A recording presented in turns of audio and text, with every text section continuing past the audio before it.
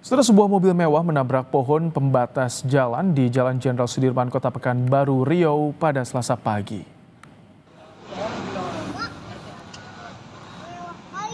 Kecelakaan terjadi saat pemilik kendaraan memacu mobilnya dalam kecepatan tinggi hingga laju tak terkendali dan langsung menabrak pohon pembatas jalan. Akibat kecelakaan tunggal ini, mobil sport mewah tersebut rusak parah sedangkan pengemudi mengalami luka ringan.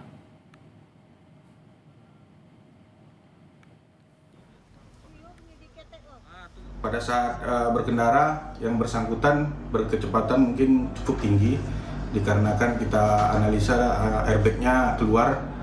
Untuk analisa sementara penyebabnya dikarenakan yang bersangkutan tidak bisa mengemudikan kendaraannya yang bersesi tinggi. Setelah kami uji cek untuk urin negatif untuk narkobanya.